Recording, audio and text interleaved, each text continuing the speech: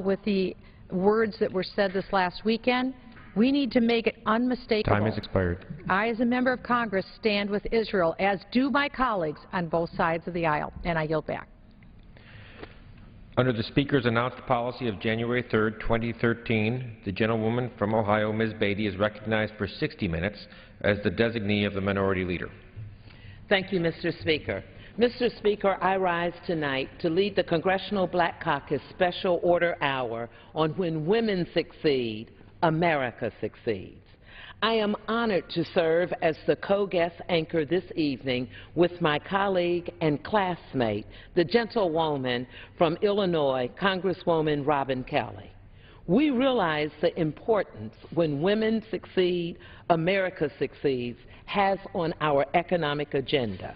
I would also like to thank my colleagues, Congressman Horsford and Congressman Jeffries, for their assistance in organizing this evening's special order hour.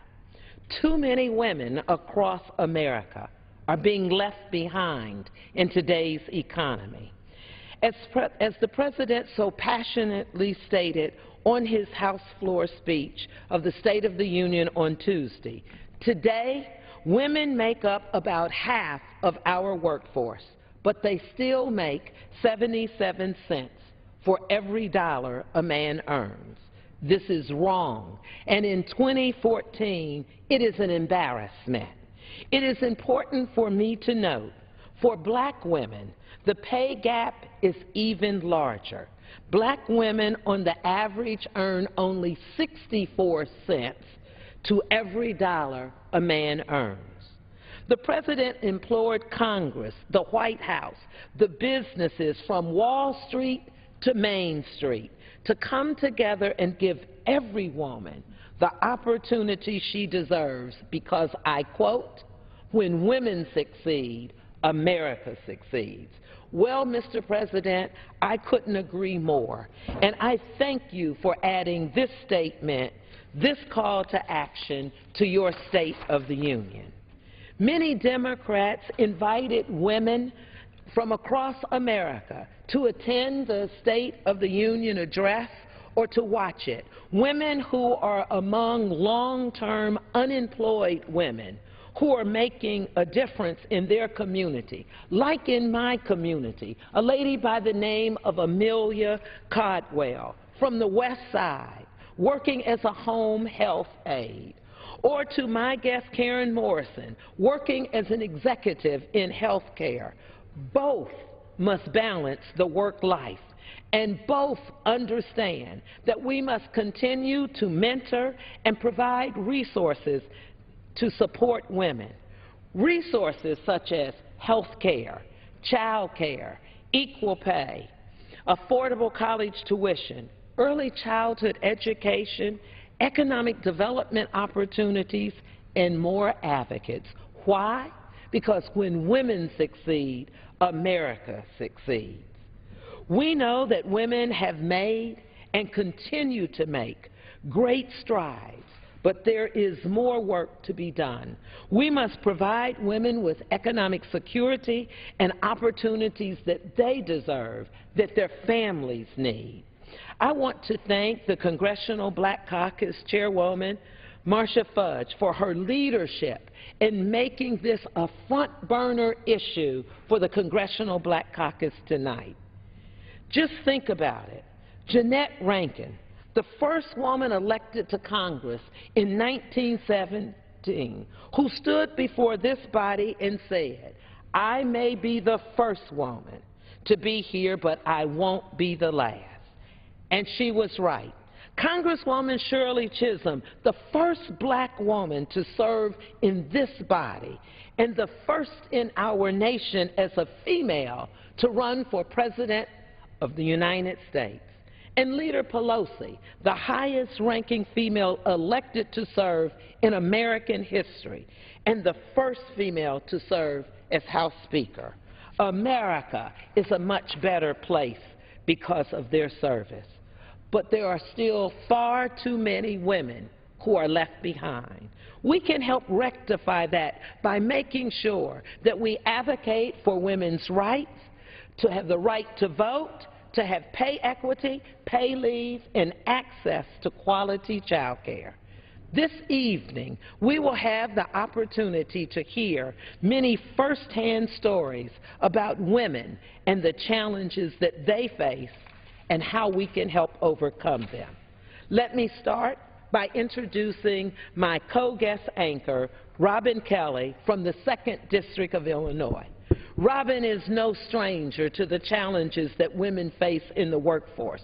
As a former state legislator, an administrator, a scholar, and now a congressional advocate for women, I proudly present the gentlelady from Illinois, and I yield to her.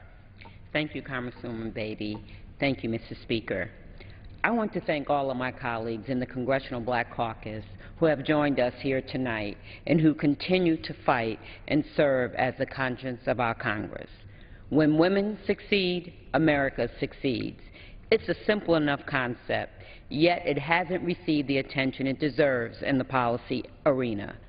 As we reflect on moments like the 5th anniversary of the Lilly Ledbetter Fair Pay Act, a bill that most of us would agree was long overdue, it's important that we keep in our minds and hearts the critical lesson of that important legislation, that it's unacceptable for pay discrimination to exist in our workforce, that workers who face discrimination have a right to claim compensation for the injustices they face, that regardless of gender, race, religion, or sexual identity, we all have right to be justly compensated for our work. And most important, that it's beneficial to our economy, our families, and our children to pay fair wages to all of America's workers. And in that spirit, we must lift up the cause of an economic agenda for women and their families. As we look to grow our economy, let us keep in mind how women drive that growth. Women are the breadwinners or co-breadwinners in nearly 2/3 of America's families. Women now outnumber men at every level of the higher education ladder. In 1964, only about 40% of women were enrolled in any type of college. Today, that figure is 57%. There are roughly 3 million more women currently enrolled in college than men. Women-owned businesses like those owned by Vicki Linko, Letty Velez, Christy Hefner in Illinois account for nearly $3 trillion of the gross domestic product in the United States. Women are vital to our economic future. Still, the facts on how we need to go for women to truly achieve the American dream are staggering. 1 in 3 adult women are living in poverty or in the brink of it. 1/4 of single mothers spend more than half of their incomes on housing, compared to 1/10 of single fathers. Of all single mothers, nearly 2/3 are working in low-wage retail, service, or administrative jobs that offer little economic support or adequately provide for the needs of their families.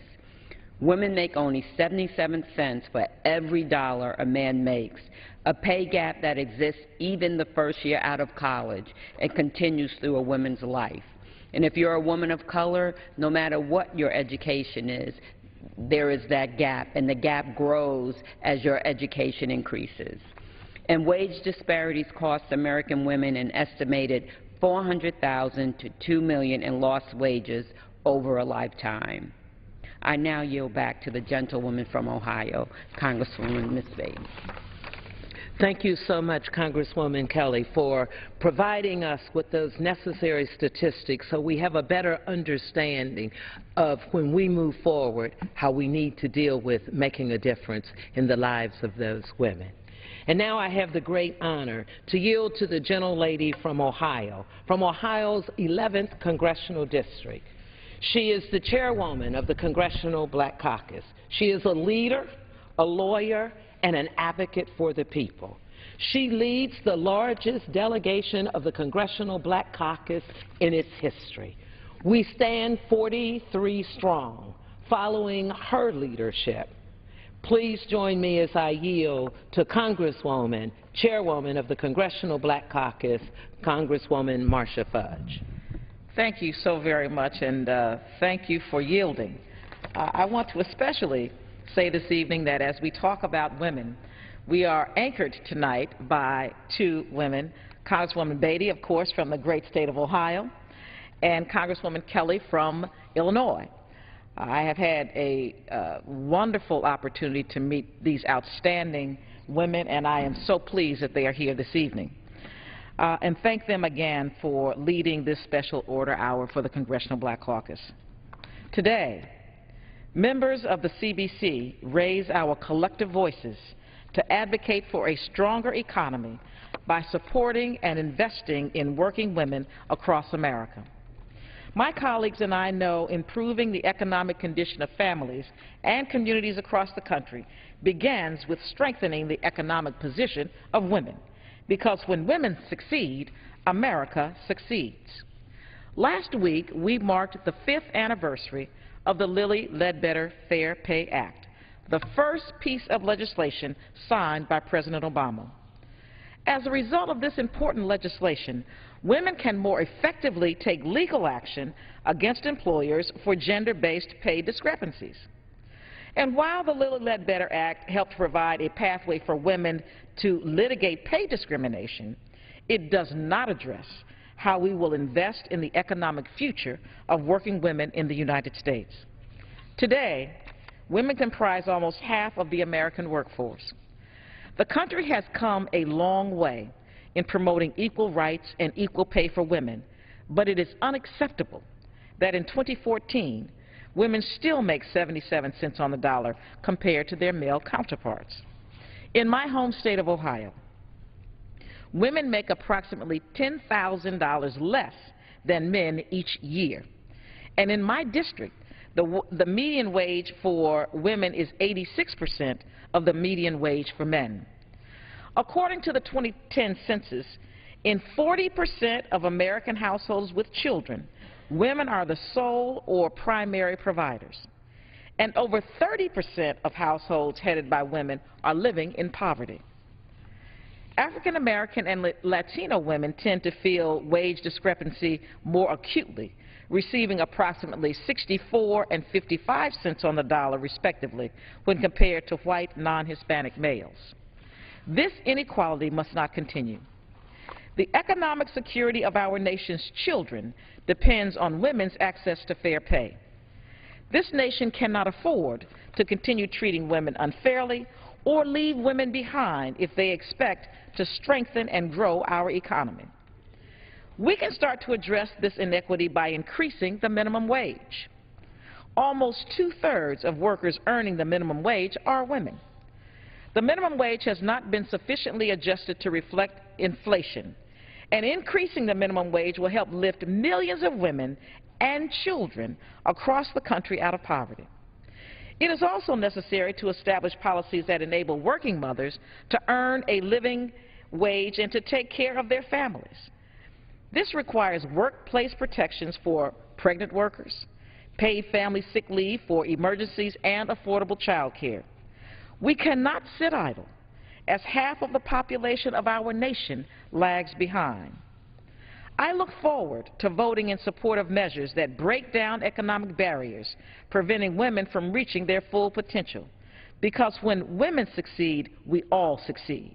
Thank you, and I yield back.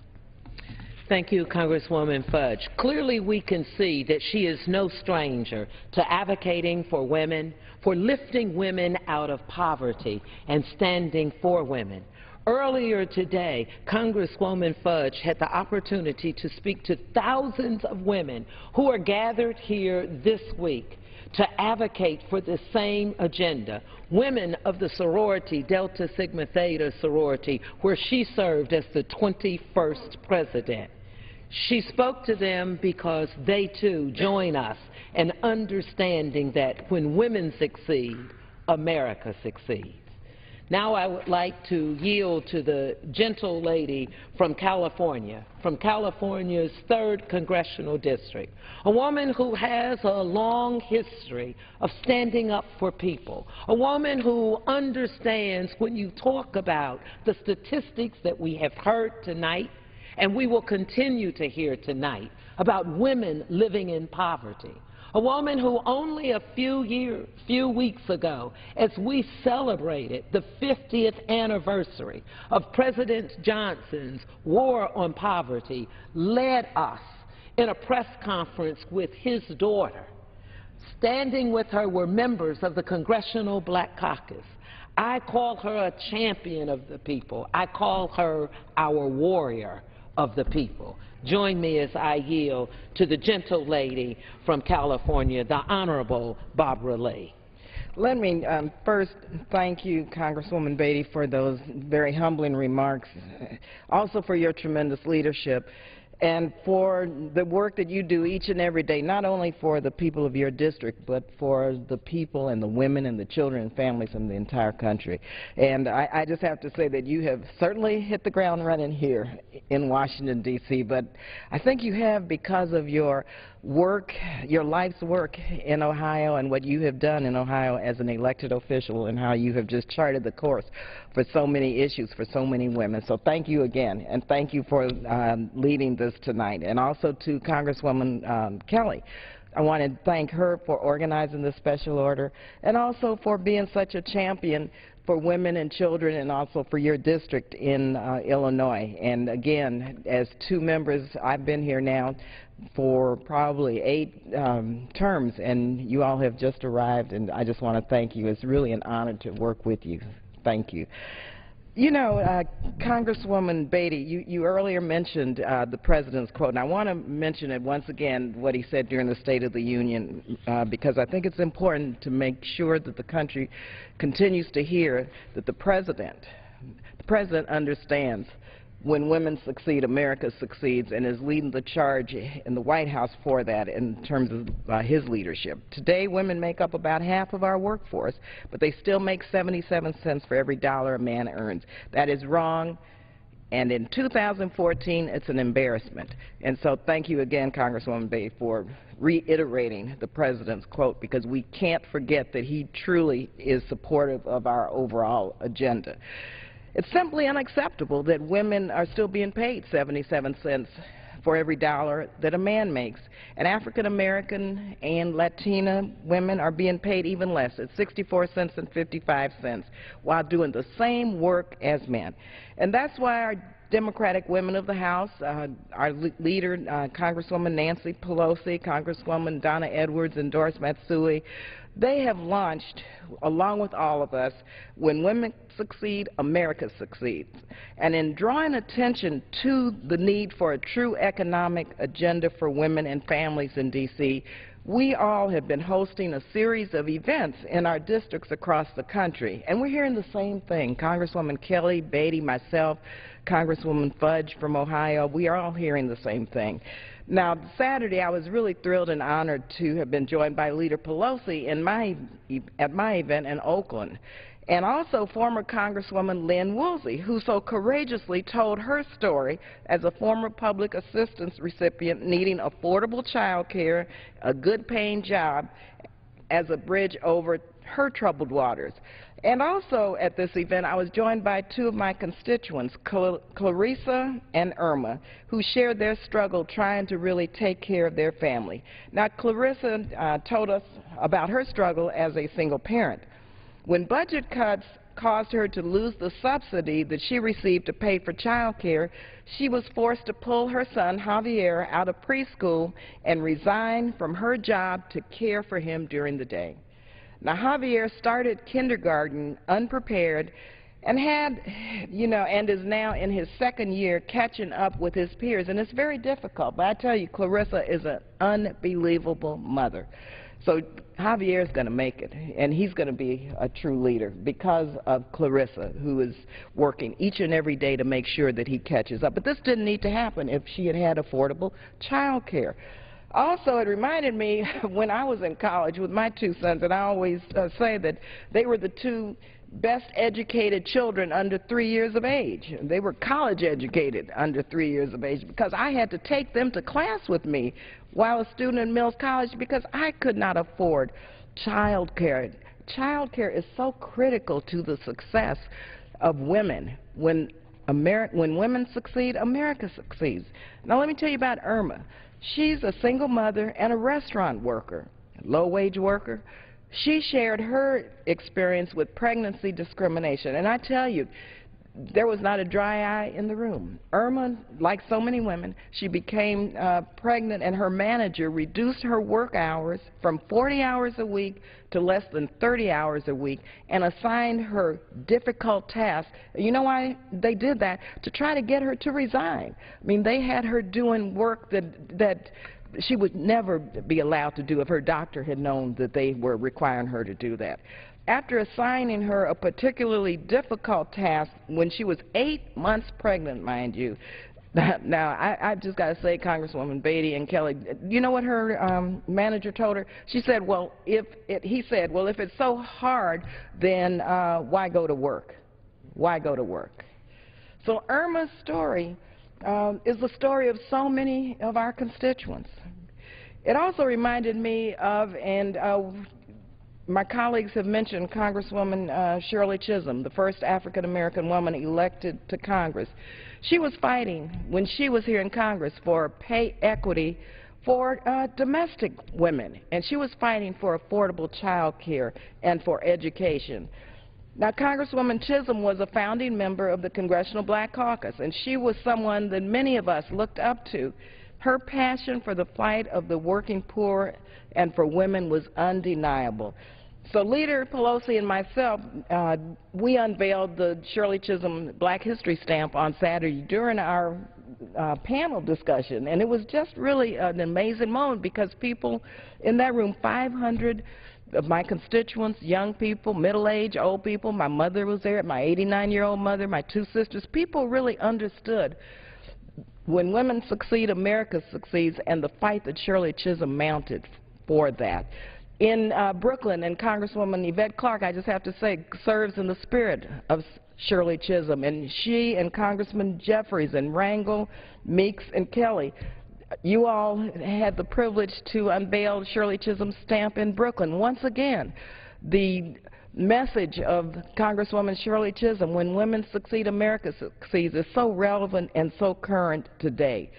And so the principles of our women's economic agenda, which we're discussing tonight, resonates throughout our country. Raising the minimum wage, and I just have to reference low-wage workers. The majority of low-wage workers are women and women of color. Affordable quality child care, paid family medical leave, and we're reminded, and again, I mentioned my mother, a phenomenal woman who raised 3 young girls, and paid family medical care for not only our children, but our elders, our senior citizens. That is so important that people know that they can care for their family members during their golden years, as well as their children. Pay equity, closing the gap in terms of the statistics we cited earlier.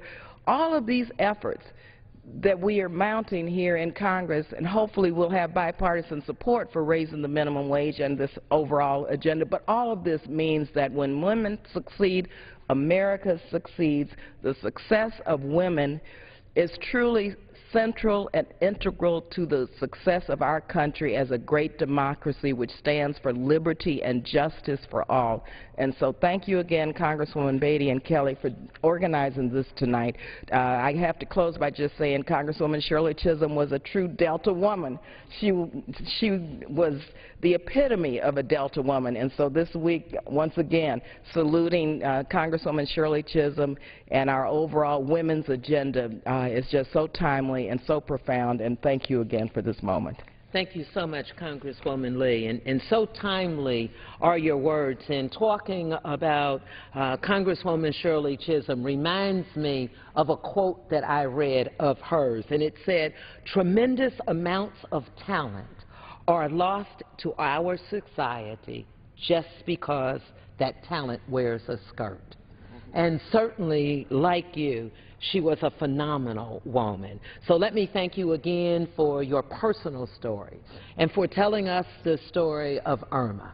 Because as I think of my congressional district, and I think of a phenomenal family, the Troy family, a family where, as I call her, Mother Troy and Pastor Troy, They have 4 sons, but they have 3 daughter-in-laws who go out every day into the community, whether it's feeding a child, providing child care, or working with the homeless or in housing. And so in each of our communities, we have stories, because we understand in our communities that when women succeed, America succeeds. Thank you. And at this time, Mr. Speaker, I would like to yield time to Congressman Jeffries from the great state of New York. And it is indeed an honor, as he is coming, to share with you that he represents the 8th Congressional District. And he is no stranger to this platform. You see, as our colleague and classmate, we are standing in tonight as co-anchors because Congressman Jeffries is the real anchor. He and Congressman Horsford have been stellar in their leadership, in their scholarship, to come here for every special order hour under the Congressional Black Caucus and lead us in an agenda that makes a difference in the lives of so many people. But to have him here today standing with us, not only as a congressman, but as a spouse, as a father, sends a strong message that not only do women understand when women succeed, America succeeds, but men also understand it. And I yield to the gentleman from the great state of New York. Well, I thank the distinguished gentlelady from Ohio for yielding, as well as for the tremendous job that you have done anchoring the CBC special order, along with our good friend, the distinguished gentlelady from Illinois. It reminds me, back at home, sometimes the pastor in my church would have a guest preacher come and deliver the sermon for the occasion, and the guest preacher will do so well that he'll remark afterward, it's a dangerous thing when you bring that type of preacher to the pulpit, because the congregation may not want the main preacher to come back again. And you and Congresswoman Kelly have done such a tremendous job. Certainly Stephen Horsford and I are at risk of losing our anchor positions, but nonetheless we thank you for all that you have done.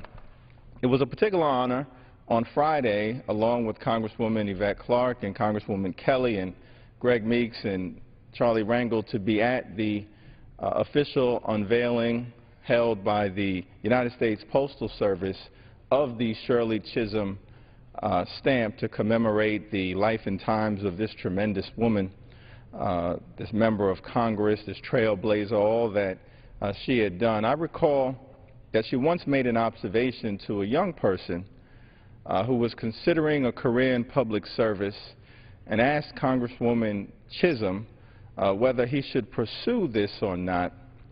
And Congresswoman Chisholm responded by saying to this young man interested in public service, well, if you decide to run for office, don't be a career politician, she said, be a statesperson.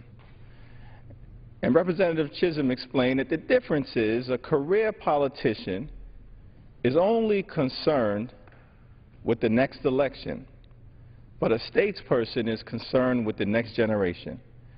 And as we stand here today, we'd all do well to take that piece of advice that Congresswoman Chisholm uttered decades ago as it relates to the policy agenda connected to the theme, when women succeed, America succeeds. Because in order for that to be possible, we also have to be sensitive to what we are doing for the next generation of young people in the context of child care availability, universal pre-K, strengthening the Head Start program that has served so many over decades. What are we doing for the next generation to make sure that women in particular, who are raising up the future leaders of America, are equipped with the resources and the ability to provide them with the best possible upbringing? Now, 50 years ago in this chamber, President Lyndon Baines Johnson spoke before a joint session of Congress, and he declared a war on poverty. And we know that as a result of that initiative, there were several legislative programs that were enacted into law between 1964 and 1966, Medicare, Medicaid, Head Start, School Breakfast Program, Food Stamp Act, College Work Study, Minimum Wage Enhancement. All of these programs taken together contributed in a meaningful way to lifting millions of people out of poverty. Now, we know as we stand here today, we still got a lot of work to be done, but instead of there being a war on poverty, what we've seen far too often during this congressional session and the previous one is a war on women. And that's unfortunate, that we've gone from trying to lift people up and give them an opportunity to pursue the American dream to failing to deal with the issues that women in America face today, and in some instances aggressively trying to roll back rights that were hard fought and acquired over the years. Now, as the President mentioned, in this State of the Union that we all witnessed over the last week, that women in America make 77 cents for every dollar that a man earns. President Obama called it an embarrassment. I agree with that statement. It's also a national outrage. How can it be the case that in America in 2014, we're still allowing for such significant pay disparity that, as Congresswoman Lee pointed out, is even worse for women of color? And so we've got to move forward under the principle to bring to life the notion that one should be provided equal pay for equal work. Second thing that we can do is to deal with this minimum wage issue that we have in America. As was pointed out earlier today, 2/3 of minimum wage earners in America are women. And so the failure to raise the minimum wage, to have indexed it appropriately for inflation, to account for cost of living increases in America, disproportionately adversely affects women in this country. And the reality is, with a minimum wage of $7.25 per hour, a woman in America can work full-time, 35 hours per week, across an entire year, and in attempting to raise a family, fall well below the federal poverty line. It's the classic definition of working poor. And so the failure to raise the minimum wage has consequences for women, for the family, and for the overall well-being of communities all across America, particularly when considering the fact that in 40% of American households, women are either the primary or the sole breadwinner. And so that means, particularly as it relates to some of our good friends on the other side of the aisle who often express concern for family values, and I share that concern, the best family value is a good paycheck. Because if you ensure that when people are working hard, they're paid well for it, then we're ensuring that they have the capacity to take care of their families, of which women increasingly are the sole or primary breadwinners. And so I just commend my distinguished colleagues, Representative Kelly and Representative Beatty, the dynamic duo of the CBC freshman class, for all that they have done and will continue to do on behalf of women, communities of color, and America in the context of their tremendous advocacy, and I yield back my time. Thank you. Thank you so much, Congressman Jeffries, and thank you for reminding us, if we could eliminate the wage gap, if we take just in my part of my district in Columbus, in the metropolitan area, if we were able to eliminate the wage gap, it would allow women to have 77 more weeks of food. It would allow them to have 6 additional months more to pay their mortgage or rent. It would allow them to also have 2,555,000 gallons of gas to be able to take that child to child care or to go to work. So it is so important that we understand the agenda and why we stand here today as members of the Congressional Black Caucus advocating for women and this agenda, because we understand when women succeed, America succeeds. It is my great honor now to yield time to the gentleman from New Jersey, the 10th Congressional District of New Jersey. And we share a common bond. His father from New Jersey, my father from New Jersey. He is someone who understands all too well the value of when women succeed, America succeeds. He is a spouse. He is a father of triplets. And so it is so important when we talk about early childhood education and when we talk about child care, that we understand that he understands when women succeed, America succeeds. And I now yield to Congressman Donald Payne. Thank you, Mr. Speaker.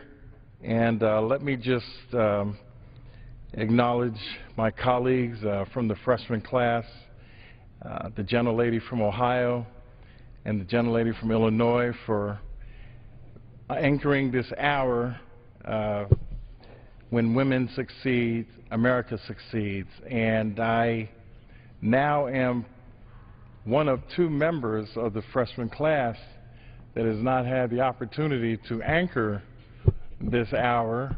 Mr. Horsford and Mr. Jeffries have done such an exceptional job in that job. And as Mr. Jeffries pointed out, Ms. Beatty is always ready for the challenge and has demonstrated, and as was mentioned earlier, has stepped up to the plate and hit the ground running in the halls of Congress and has demonstrated her leadership on many numerous occasions.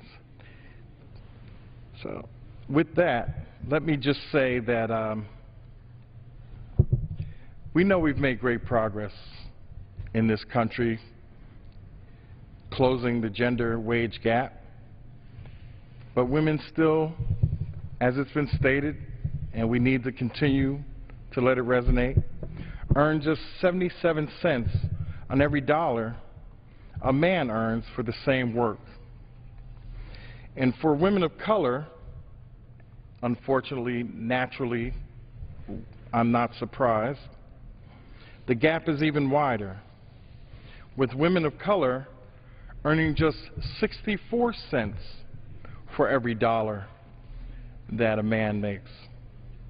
In New Jersey, the gap has even grown worse. In just 1 year, women in New Jersey earn on an average $13,000 less than their male counterparts. Now that's shocking. That is absolutely incredible that the gap, the margin is that wide. Because over the course of that woman's lifetime, that adds up to more than $434,000. Now, what could a family over their lifetime do with another $435,000? Probably could own a nicer home, send all their children to college, live in a manner in which all Americans deserve to live in. But what we have is working poor. $434,000. That is a significant amount of money over the course of someone's life. That is not the America that I was raised to believe in. The home of the free, the land of the brave, equality always discussed. But there always is underlying factors in why those words are not lived up to for some people, particularly in this case, women. Mr. Speaker, we live in the 21st century. Women now make up more than half of our workforce. As President Obama said last week in his State of the Union address, paying women less is just plain wrong. In 2014, it is an embarrassment. And we all agree with him in that respect. And this gross gender pay doesn't hurt just women, it hurts families, and it hurts our local economy as well. I don't know, in my case, or of a husband who is happy that his wife is working that hard and making 77% of what she deserves to make. Any way you look at it, it's lost revenue coming into the home. And it can make such a difference on small things. Vacations, education, groceries, food, sustenance, to make it through the week, the month, the year. And on top of that, a woman shouldn't have to feel like she may lose her job if she takes time off to care for her sick children. Now, this is something that I know all too well, Mr. Speaker. I know that my wife and I were very fortunate to have the FMLA while we were raising our triplets. You see, because one would get sick, then the next one would get sick, then the next one would get sick, then I would get sick, then my wife would get sick, and it would start all over again. There's no way either one of us could care for them while worrying about whether she is going to have a job to return to. But still today, too many women have to choose between being employed and caring for their family. It's just not right, and it's just not fair.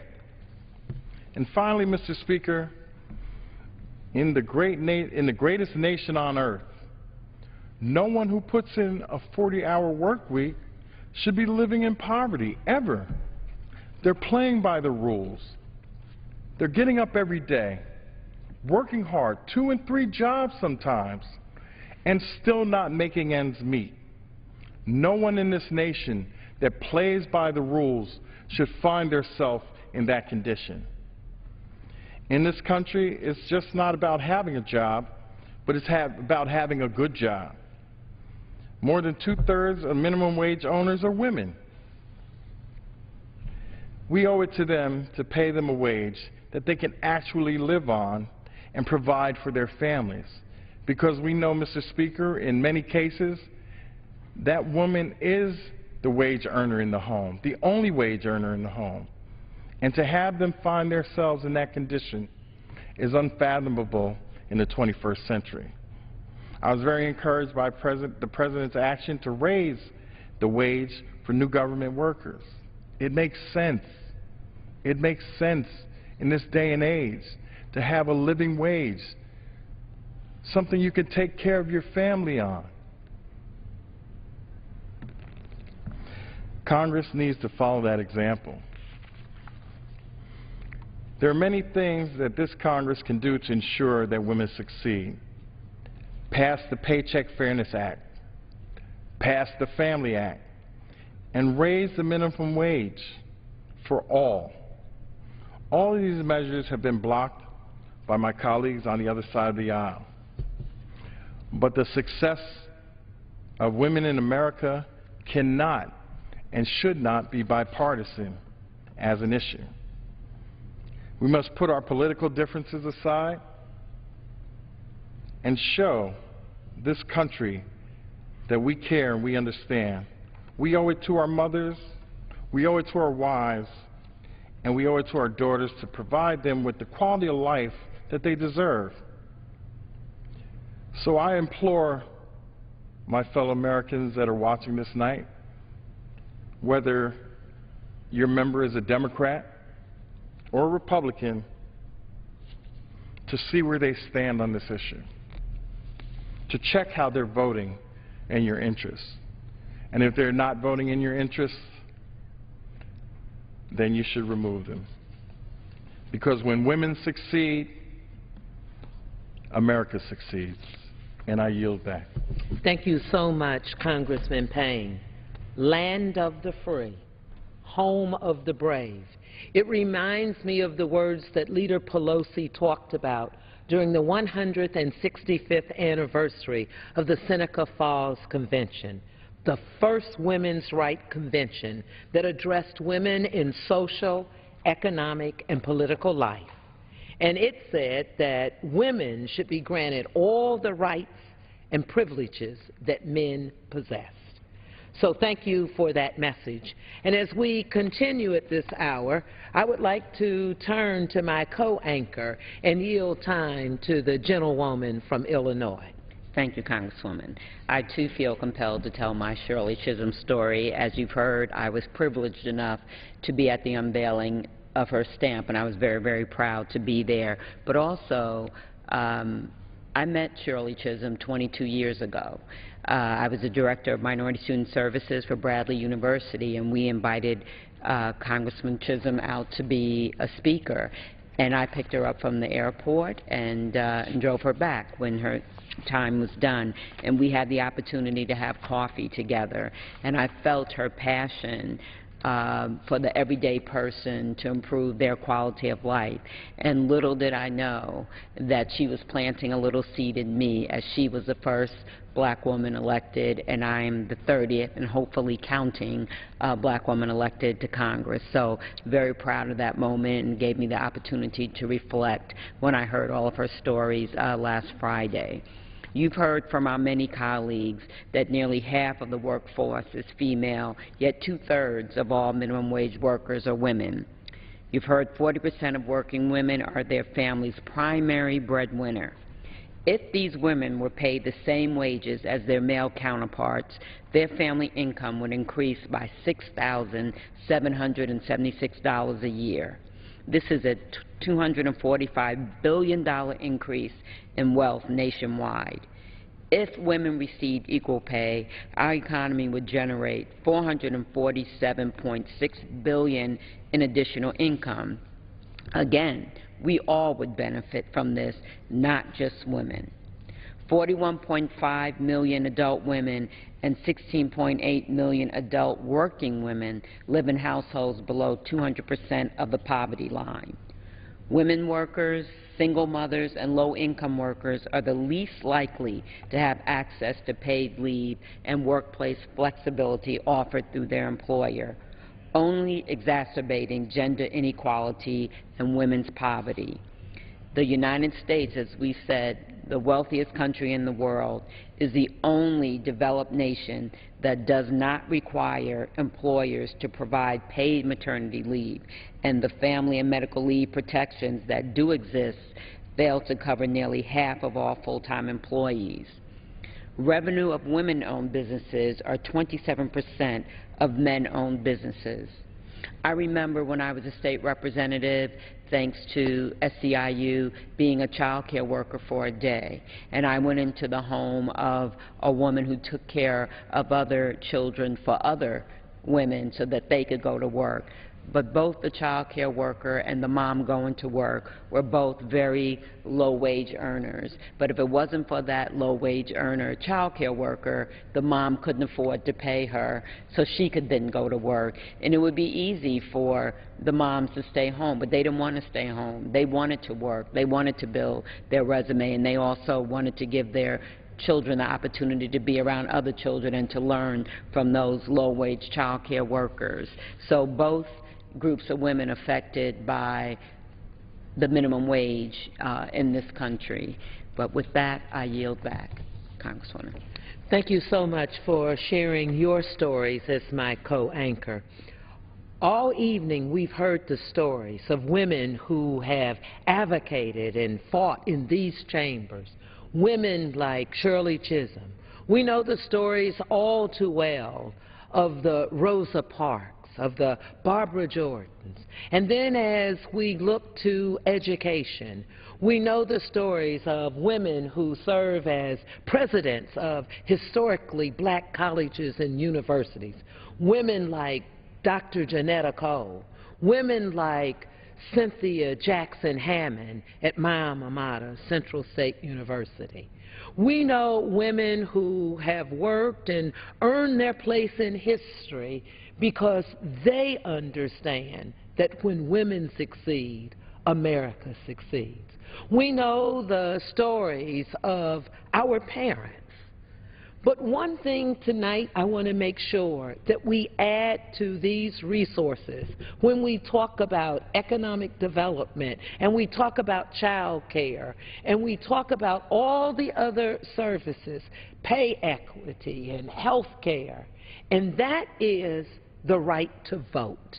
And that is one of the most critical things that I want us to remember, because when we get people registered to vote, and then we allow them to be able to vote, that is one of the most powerful tools. The stories we don't hear when we talk about when women succeed, America succeeds. It's the story of a little lady from Hattiesburg, Mississippi, a lady by the name of Osceola McCarthy. Name probably won't mean a lot to a lot of people. She was someone who was a washerwoman. She washed clothes for women who didn't look like her or think like her, and many who probably didn't even know her name. But this woman, in her own little wisdom, truly understood the value of when women succeed, America succeeds. You know why? She took her pay every week and she put it in a jar and she saved. Did you see she didn't have children? She didn't have a spouse or brothers and sisters.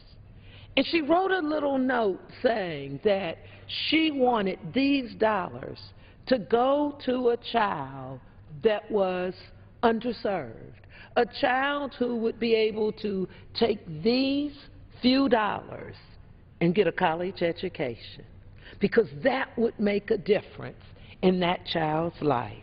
Well, at the time of her death, someone opened up that container, and in that container there was an estimated amount of $150,000.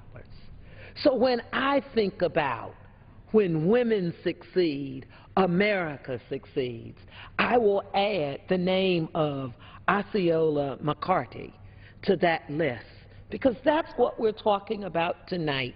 When we talk about members of the Congressional Black Caucus being the conscience of the Congress, it means that when we stand on these House floors advocating for folks who are voiceless, that's our role. So when we seem so passionate and so concerned when some of our colleagues on the other side of the aisle stand in the way of providing health care for women, for providing early childhood education, or wanting to make a difference in how we feed our poor, then it reminds me of all the stories that we have heard today. It reminds me of all the women who are fighting because they understand that there are faces on all of the statistics that we have heard tonight. And all of the faces, whether well-known or not, when you go back to your districts, understand when you stand with us as members of the Congressional Black Caucus, as you stand with us with women in our caucus, you are standing with all the women across America. And the message you are sending is, when women succeed, America succeeds. And it is my great honor to ask my co-anchor tonight to close us out and ask everyone to remember that we are here, and yes, I will say it again, when women succeed, America succeeds. And I yield back the balance of our time to the gentle lady from Illinois. Thank you, Congresswoman. You make me think about my grandmother, because it was my grandmother in the late 1940s who purchased a grocery store and told my grandfather, we're in the grocery business now. And it was because of her parents instilling in her and helping her to succeed and be a role model that she planted the seed for our family and her sons, and then my father and my uncle. And it just, you know, fed the line for success, and all of us going to college because of my grandmother. She was the very strong one in the family. But America cannot afford to maintain the status quo. Nearly 70% of Americans on or above the brink of poverty are women and the children who depend on them. That's almost 42 million American women and more than 28 million American children living on or at the brink of poverty. Tonight's conversation is about sparking an agenda that will enable women to achieve greater security. This includes raising wages for women and their families and allowing working parents to support and care for their families. I want to thank the entire Congressional Black Caucus, especially my fellow co-anchor, the gentlewoman from Ohio, Congresswoman Beatty, who did a fantastic job. As we recognize Black History Month, we're reminded the Congressional Black Caucus exists to improve communities through policy action that meets the needs of millions of our most vulnerable citizens. It's that spirit that guides us here tonight. When we see millions of women and children on the brink of poverty, we must act. When we see total household incomes being shortchanged because of gender biases in wage, we won't stand for it. When women succeed, America succeeds. I will say it again. When women succeed, America succeeds. I thank my colleagues for caring enough to get involved in this debate. I request that my colleagues have 5 days to revise and extend their remarks. With that, I yield the balance of my time to my co-anchor, Representative Beatty, for any last words.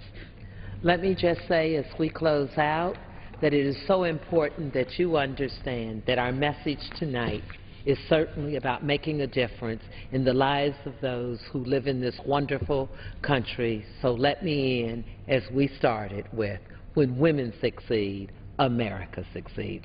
Thank you, Mr. Speaker. You're welcome. Yeah, without objection, the request for general leave is granted. Members are reminded to address the remarks to the chair and not to a perceived audience.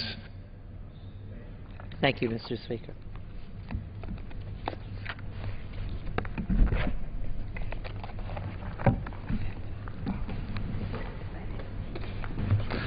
Under the Speaker's announced policy of January 3rd, 2013, the Chair recognizes the gentleman from Iowa, Mr. King, for 30 minutes. Thank you, Mr. Speaker. It's an honor to address you here on the floor of the United States House of Representatives and to take up some of the issues that I know are important to you and important to Americans. I come here tonight to try to put some perspective on this intense debate that we've had. And I'd start with this, Mr. Speaker, that over Christmas vacation, I don't know of a time that this Congress hasn't taken a break over Christmas and gone back to celebrate the birth of our Lord and Savior Jesus Christ. That's a foundation of the faith, the core of the faith of our founding fathers that established this country and built this Capitol and worshipped in this building.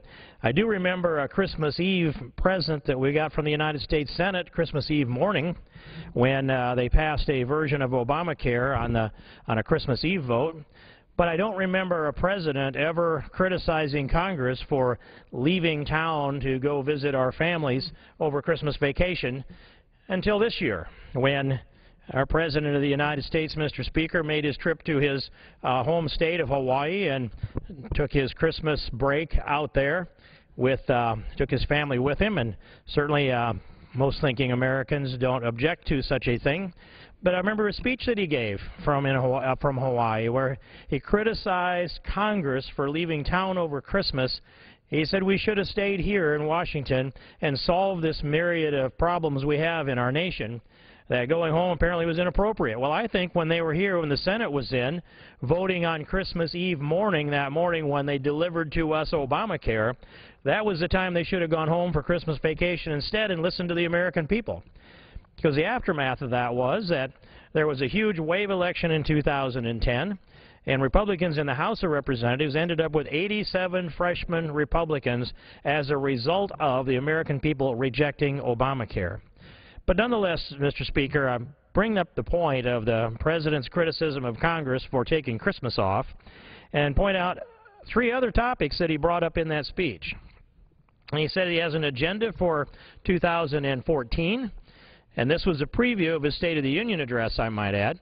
And this agenda that the President has for 2014 includes 3 things.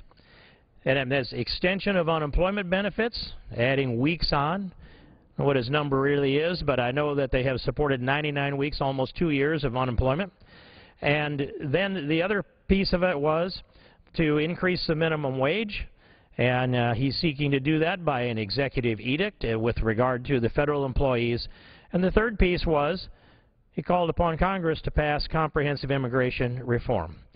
Now, when you're home with your family over Christmas and you hear a speech like that from the President of the United States, first thing you think is, why in the world would he go before the American people with any kind of a message, let alone one like that?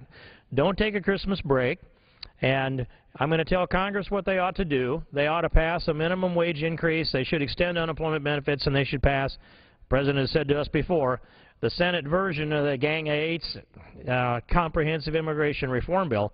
And I'd point out also, Mr. Speaker, that America now understands that comprehensive immigration reform, CIR for short, really is 3 words that encompass 1 word, and that's amnesty. But one would wonder why the President chose those 3 topics and gave that speech at that time.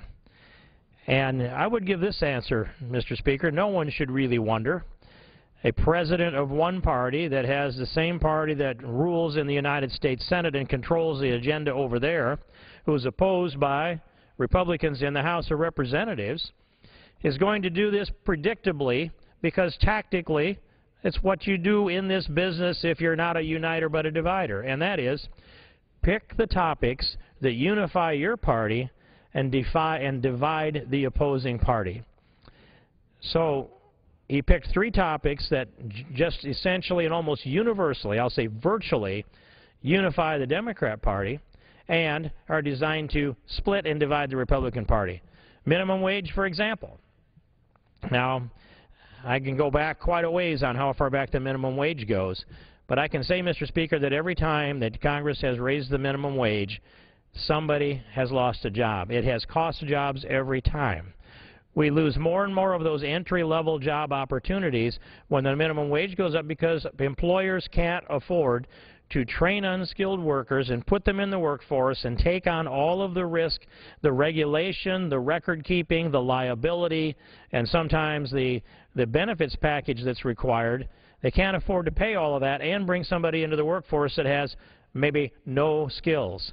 So the reason that there's entry-level wages is so that people can get started in a job, and you can afford as an employer to hire them and keep them there and upgrade their job skills, and hopefully in the same company you can move them right on up through the chain and bring them up through the system, and their wages and their benefit package, or at least their wages, go up with that consistently. I happen to know how that works. I've founded and I've operated a construction company for 28 years. And in those 28 years we've never paid minimum wage. We've always paid over that. But when we brought somebody in at a skill level, we identified their skills, paid them what we thought we could afford to pay them, trained them, watched to see how they developed, and gave them raises in proportion to the skill level and the production that they gave, because after all, when they come to work, they would say, "What's my job?" And I said, "Well, your job's to help me make money. And if you do that, then I want you to stay here, and we're going to do our best to take care of you." Mr. Speaker, I recall walking into my construction office in one of those years, perhaps in the early 90s, and my secretary had decorated the Christmas tree in the entryway of our office. And I looked at the tree, and it looked nice, and it had decorations on it, and I don't usually pay much attention to those things. And I walked on, and she said to me, well, did you notice the tree? And I said, yes, I did. Isn't it pretty, was her question. Sure, the tree was pretty. She said, go back and look at it a little more closely. And I went back and looked at that tree more closely, and it was symmetrically decorated. Didn't have any lights on it, didn't have any tinsel on it.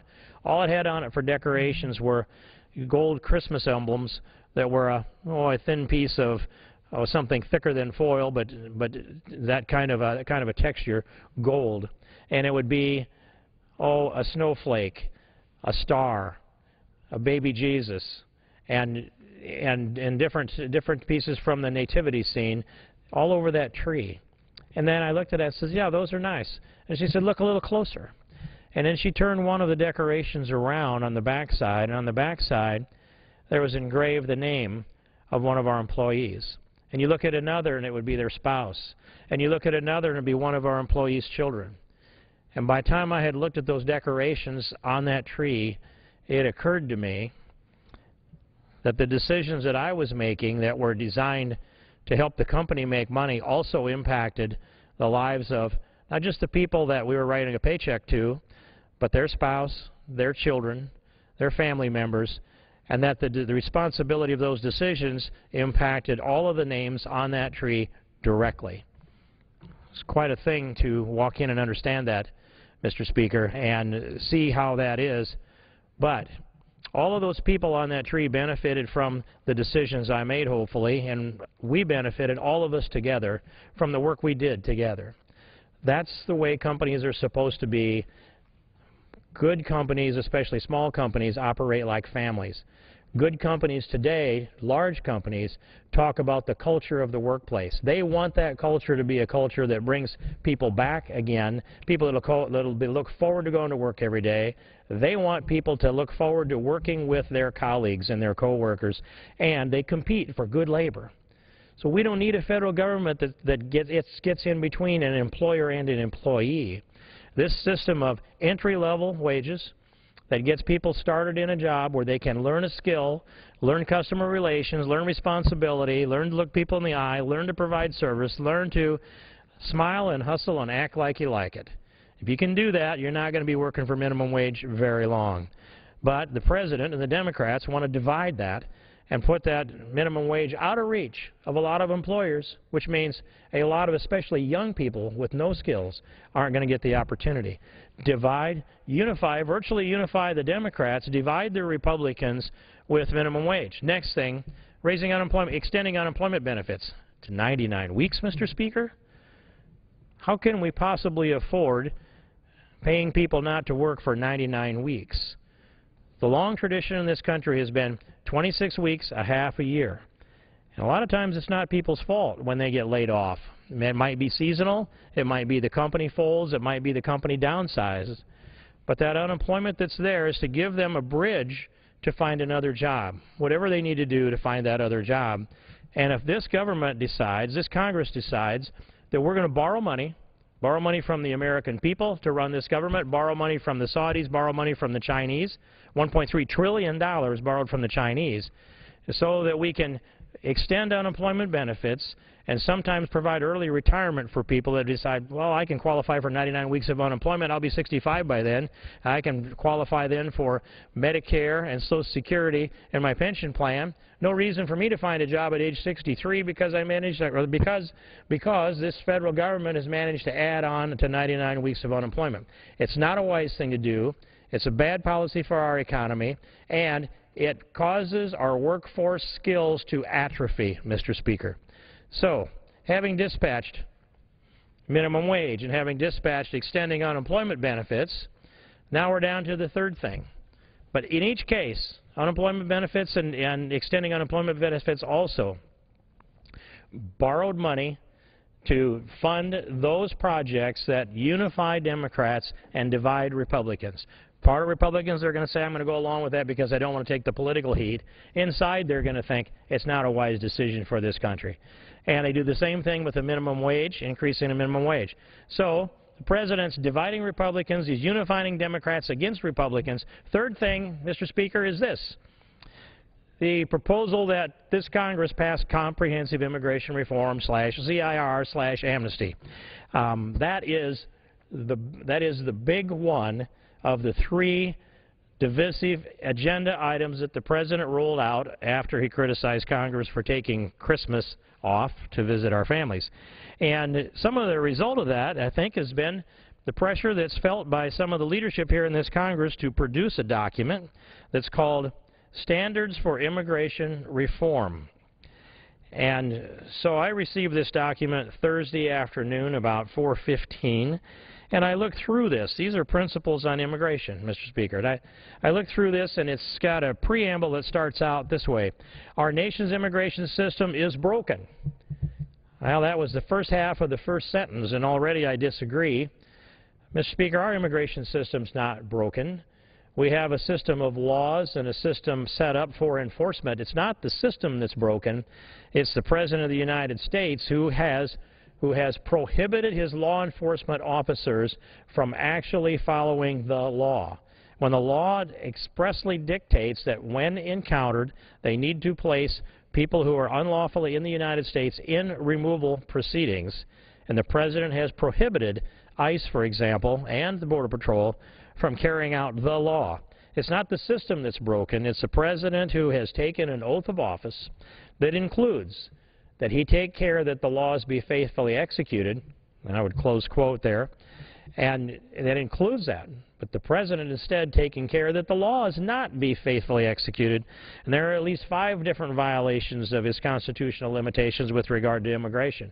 There are multiple others, Mr. Speaker. The Constitution is at great risk because of the, I wanted to say cavalier, but instead I would say that because of the willful disregard and disrespect for the Constitution that we've seen as the President has gone down the line and violated this Constitution multiple times. For example, the President has suspended welfare to work. When that legislation was written back in the middle 90s, and I know the author of that legislation, it was carefully and specifically written so that the President couldn't waive the work component of TANF, temporary assistance to needy families.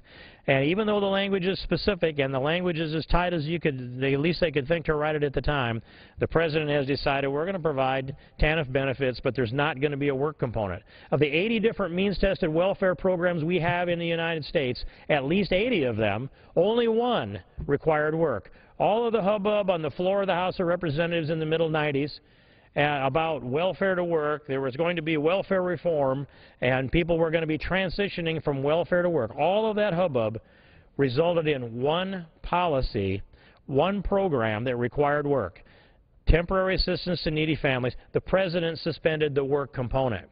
The President suspended No Child Left Behind. The President supported, and his minions carried out, the Morton memos, which reversed immigration law, made up new immigration law, and ordered that they not enforce immigration law against people that apparently didn't make the President feel politically vulnerable.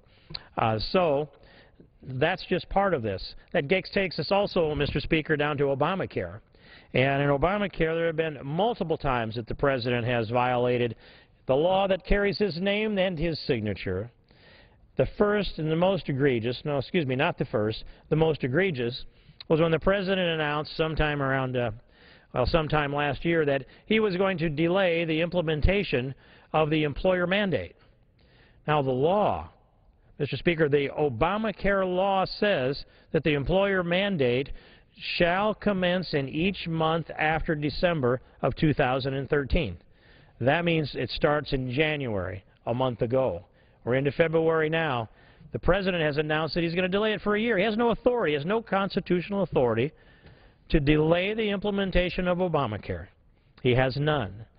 And yet he extended the employer mandate or the individual mandate, delayed the employer mandate when the conscience protection was being violated and the rules that were written by the Department of Human Services decided that every large employers and providers, large employers had to provide contraceptives, abortifacients, and sterilizations as part of their health insurance policies, and religious organizations and individuals objected. And they said, I'm not going to be violating my conscience. The law cannot compel me because of my religious beliefs to violate my religious beliefs. That's a First Amendment right, the protection of freedom of religion. But the President insisted even the Catholic Church would have to comply. Now, for 2 weeks of national hubbub, the President held his ground until noon on a Friday. A lot of these things happen, Mr. Speaker, around noon on a Friday. The President stepped out to the podium and he said, now, I've heard this discussion about religious organizations don't want to provide contraceptives, abortifacients, and sterilizations. And abortifacients, Mr. Speaker, are abortion-causing pills. The religious organizations don't want to do this. And so now I'm going to make, President speaking, an accommodation to the religious organizations. An accommodation. And the accommodation that he made is, he said, I'm now going to require the insurance companies to provide these things for free. And he repeated himself, provide these things for free. And so I thought, okay, if there's going to be a change in policy, I'll bet you I'll see it come back before the floor of the House of Representatives, and I'll have an opportunity to debate, perhaps offer an amendment, and vote on this change. Well, Mr. Speaker, I didn't really think that. I just knew that's what the Constitution would require before there could be a change in the law. But it actually was a rule. So I checked the rule, and I thought, did they propose a rule change? Did they publish it? Did they go through the administrative procedures requirements in order to get a rule change? First thing you do is you go back and look and read the rule. Did anything change in the rule that compelled the churches to provide contraceptives, abortifacients, and sterilizations as compared to the insurance companies, as the President said in his press conference? No, Mr. Speaker. There was no change in the regulations. The only thing that changed was the President gave a speech, and in that speech he said, religious organizations, you don't have to do this anymore. Insurance companies, you have to do this now. What a reach. What a constitutional overreach for a president to believe that because he spoke, millions would line up and swoon at the very words of a President of the United States who, again, is going beyond the bounds of the authority vested in him, limited by the Constitution of the United States. That just gives a sample of some of the things that are going on, Mr. Speaker. And I bring this up because the President said to Congress, pass comprehensive immigration reform. He also has said if he's not satisfied with the results, if Congress doesn't move fast enough, he has an ink pen and he has a cell phone and he'll just run the government by signing executive orders. That was part of the promise he made behind me, Mr. Speaker, in his State of the Union address last week. Well, so some in this Congress think that if we try to catch up with the President, we can get along with him. And that's why you see this language here in the preamble of the Standards for Immigration Reform that says our nation's immigration system is broken. Well, it's not broken. What's broken is the trust between the American people and the bond that is required when the President gives his oath of office to take care that the laws be faithfully executed, to preserve, protect, and defend the Constitution of the United States, not take it apart by executive action that we can't catch up with through litigation. And if the President doesn't respect his oath to the Constitution, and if the President doesn't respect the legitimate constitutional authority under Article I that the Congress has, why would he then respect a decision made by a court, especially a lower court, a circuit court? Maybe, just maybe, public opinion would force him to respect a Supreme Court. But, Mr. Speaker, it's unlikely that we will see a case get to the Supreme Court before this President is finally signing off in his last year of office. But I look at the points on this Standards for Immigration Reform, and there are four different provisions. One is border security and interior enforcement.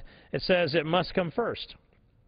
Of course, we know that they would legalize everybody first, and then they're going to try to secure the border. It says secure our borders now and verify that they are secure. The difficulty with that is, who's going to decide when they are secure? I would hand it over to, the Texas border, the border sheriffs, Texas border sheriffs included, along with New Mexico, Arizona, and California. And I'd hand it over to the local government people and let them decide If the states would certify the borders are secure, if the sheriffs would certify that they're secure, if the county supervisors would certify that they're secure, we'd have a pretty good answer as to whether they're secure.